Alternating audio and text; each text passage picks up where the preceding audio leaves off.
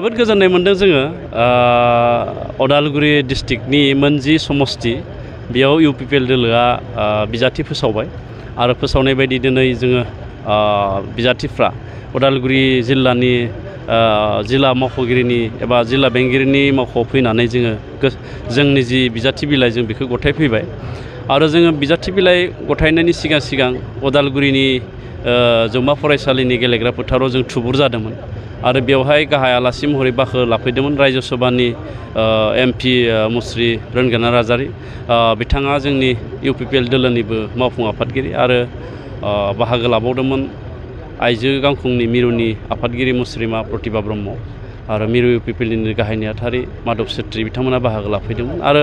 गोबां जोंनि इउपिपिएल दोलोनि दैदेनगिरि मिरुनि जिल्लानि बिथांमोना बाहागो लादों आरो जोंनि रोजा रोजा जि जोंनि इउपिपिएल दोलोनि मददगिरि आरो जोंनि मावथिफोर बिथांमोना बाहागो लादों आरो बिथांमोननि जोबोद रंजा खुसि बाहागो लानायखौ नुनानै जोङो दिनै गोसोआव गोजोननायबो मोनदों आरो गोसोआव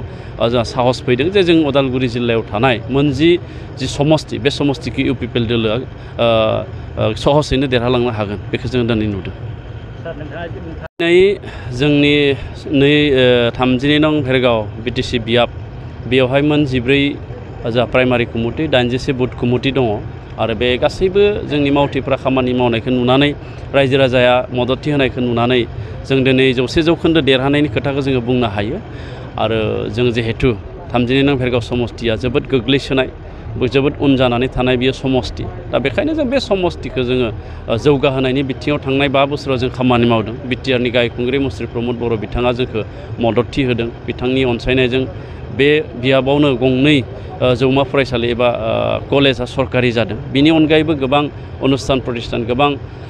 लामा साला गोबां बायदिसिना जौगालु हाबाफारिया जोंनि समस्तियाव सफैदों दा बे हिसाबै जों बुंनो हायो जे जोंनि रायजो राजाफ्रा गोदो हाग्रामा महिलारि बिथांनि समाव जायखौ मोनाखैमोन बेखौ जोंनि समस्तियाव जोंनि रायजो राजाफ्रा मोनदों आरो बे हिसाबै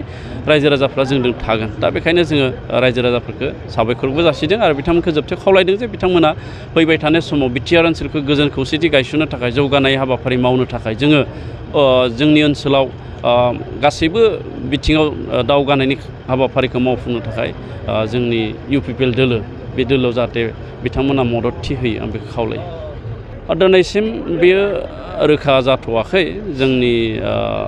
कन्टेस्टआ सोरजों जागोन मानो होनना बुङोब्ला दासो बिजाथि फोसावनानै जोंनि गेजेराव नमिनेसन होनाया सोलिबाय थादों दा बेखायनो जों बेखौ बुंजोबनो हायाखै।